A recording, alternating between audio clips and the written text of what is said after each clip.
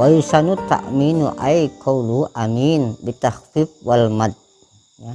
Jadi setelah imam membaca surat Al-Fatihah, maka dianjurkan bagi kita sebagai makmum, bahkan kita sholat sendirian pun, untuk membaca amin akibah setelahnya. Bagaimana cara membaca amin tersebut? Boleh bitakhfif secara ringan amin, ataupun boleh bil mad ay amin misalnya ya. Dan tidak boleh disela-selai kecuali selain daripada lafaz Rabbi firli wali walidayya amin ya. Jadi pembacaan Al-Fatihah ini bukan hanya dalam sholat, disunahkan membaca amin setelah Fatihah, bahkan di luar sholat, walau kharija sholat ya. Walaupun di luar sholat kita disunahkan untuk membaca amin setelah kita membaca surat Al-Fatihah. Karena dalam satu hadis ya, bahwasanya ketika idza qala ahadukum amin wa qalat al malaika bis samai amin wa faqat ihdahuma ukhra ghufira lahu ma taqaddama min dami. Ketika seorang membaca amin setelah Fatihah, kemudian berserempakan atau berbarengan dengan aminnya para malaikat ya, maka insyaallah ghufira lahu ma taqaddama min dami, maka dosa-dosanya insyaallah akan diampunkan ya.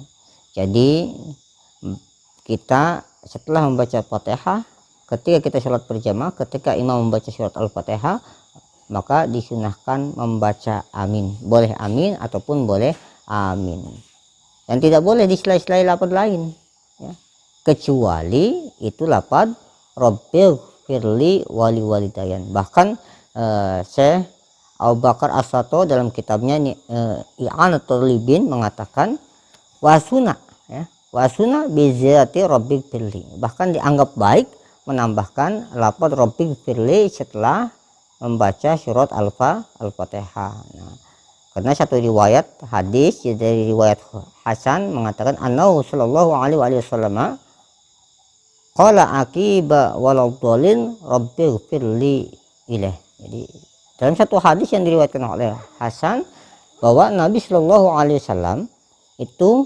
ketika akibat waladhdallin, ketika selesai membaca surat waladhdallin, setelah membaca surat Al-Fatihah di lafaz waladhdallin, maka beliau Rasulullah Shallallahu Alaihi Wasallam mengucapkan Rabbi firli, baru baca amin. Nah sekarang kan jelas ada keterangan, ada dalil yang menganggap sunnah tentang pembacaan Rabbi firli wali walidayya setelah baca Fatihah, walaupun di dalam sholat atau di luar sholat. Nah sekarang kemarin kita simak, kita dengarkan, kita melihat fenomena yang terjadi di akhir-akhir zaman ya, banyak propaganda ya. Ada satu ulama mengatakan bahwa mengucapkan Rabbi firli setelah lafaz Fatihah itu dianggap bid'ah, tidak ada dasarnya. Ini dasarnya dalam satu riwayat. Makanya hati-hati ini sekarang anak-anak muda ya, yang belajarnya hanya melewati YouTube, buku dan lain sebagainya, ataupun melalui ustaz-ustaz yang hanya kita tidak tahu dari mana belajarnya. Makanya Hadratus Syekh Hasyim Asy'ari dulu pernah mengatakan, la ta'khudul ilma mimman, jangan sampai kita mengambil ilmu mimman, dari orang la ta'lamuna, yang kamu sendiri tidak mengerti, aman ta'khudunahu, dari mana dia mengambil ilmu tersebut ya. Imam Syafi'i mengatakan barang siapa ya man tafaqqaha bil awraq aw bil kutub faqad daya'al ilma, orang yang mengambil ilmu hanya dari berbagai buku saja atau lembaran-lembaran saja, maka dia telah menyia-nyiakan hukum. Ini ditegaskan oleh salah satu riwayat hadis yang diriwayatkan oleh Ibnu Syirin, mengatakan bahwa al ilmu din, jadi ilmu itu adalah agama. Fangduru aman ta'khuduna dinakum, harus kita perhatikan dari mana kita mengambil ilmu tersebut, mengambil agama tersebut.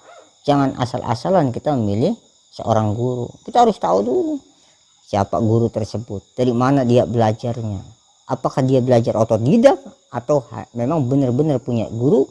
Maka ketika kita mengetahui bahwa dia punya guru, maka ambillah ilmu dari dia. Kita tahu dia mengambil ilmunya dengan susah payah, belajar di pesantren, maka ambillah dari dia.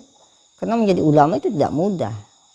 Bukan hanya ketika kita mampu membaca, menghafal beberapa hadis langsung kita digelari ulama, hanya karena kita berdakwahnya. Dari riwayat Ad-Dailami, dari riwayat Ibnu Umar radhiyallahu an dengan hadis yang marfu mengatakan, jadi al ilmu din wa sholatud din, ilmu itu agama, sholat itu agama. Fangduru aman ta'khuduna, kita harus perhatikan dari mana kita mengambil ilmu dan agama tersebut.